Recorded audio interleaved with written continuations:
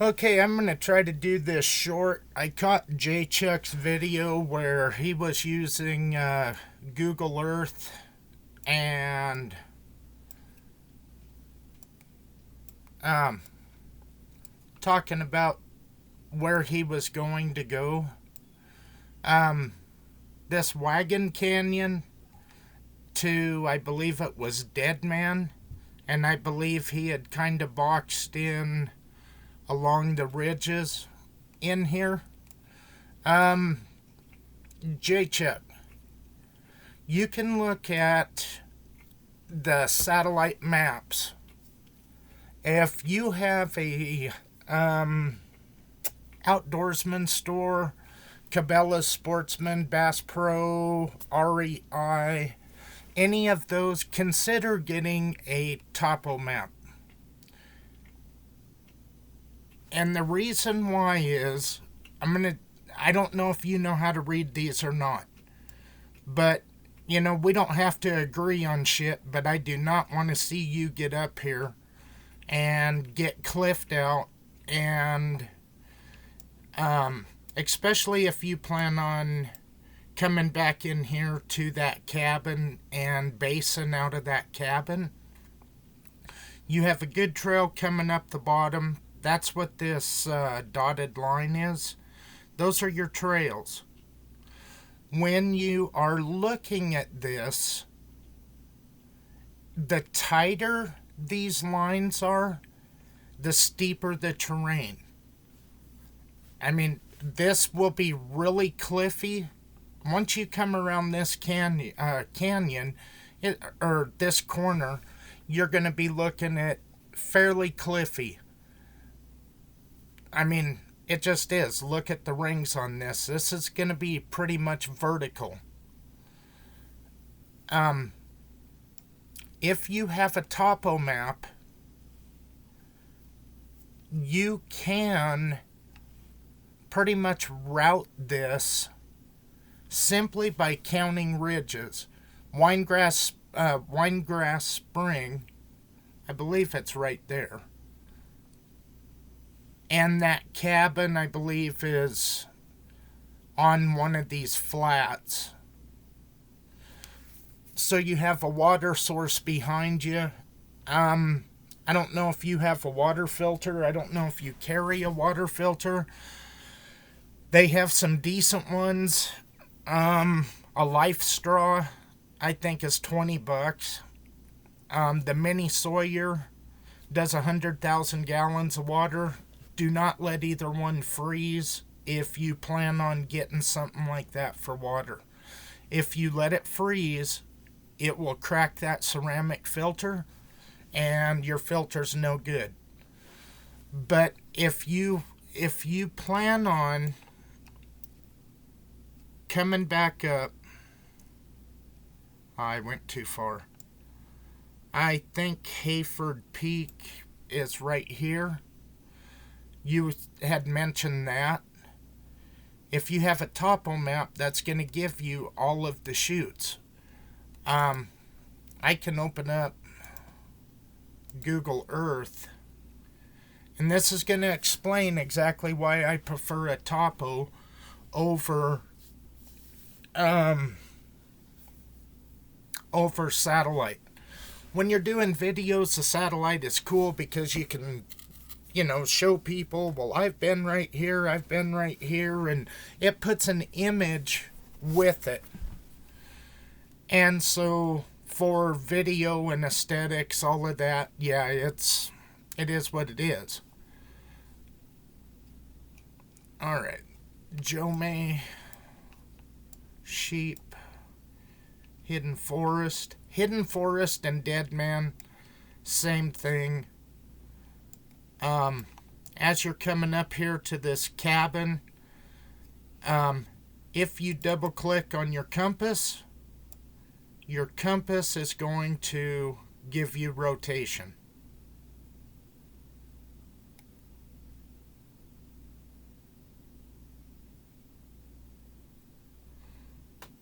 That's just how that works.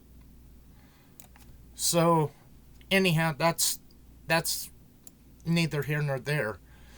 But satellite, what you are counting on with these satellite pictures is the imagery date 3/4/16 newer, Mexar Technologies, camera 2,907 meters.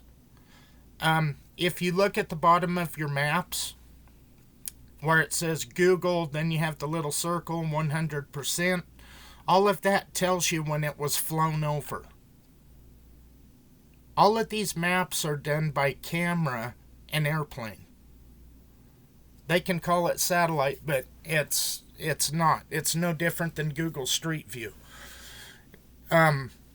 That's where you get the different colors, like when Warhead was wherever the hell he was back up in here, and he had the different colors go across.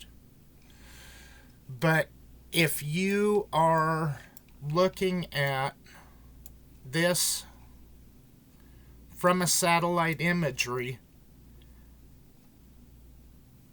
it is... Does it give you an idea? Yeah, it does. This will not lie to you, and this will let you know, okay, this is going to be steeper than shit right in through here, but if you're trying to get up here, you want to go up on the ridge back over to Sheep Peak, then you have different avenues. You could come up through this. This is fairly shallow. This is still pretty good. Right up here, you get right on the ridge. If you're trying to come down, you're looking at this, and that's another thing. If you are trying to look down, say you're sitting up on this peak and you're trying to look down, you have all of the vegetation. You're not going to see any different than if you're down here trying to look up. You're not going to see through trees. You're not going to see behind little outcroppings of rock where you have a little ledge. And so, anyway, seriously consider getting one of these kind of maps. It's going to save you a lot of headache. Plus, you're not going to get hung out to dry. Maybe have your stuff cached over here at the cabin, and you're up here and you get screwed up. You're cliffed out. It's getting dark. It's just enough light to really get your ass in a ringer. Like I say, we don't have to agree on everything, but I don't want to see anybody get hurt. And the closer you zoom in, it just is. What you could do if you wanted to is, I will throw this link in the description, and you could literally just screenshot it, print it, and then number your maps. You wanted to park out here. Right here's where the road stops. This is where the trail starts. So if you came something like this, took a screenshot of it, and just label it number 1 and number 2.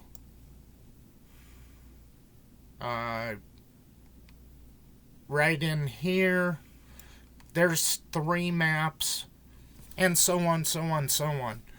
But I just don't want to see you get into a situation where you are snuggling up to a campfire overnight.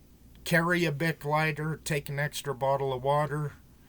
I'm not sure if you guys have military surplus stores. Stop in and get an MRE.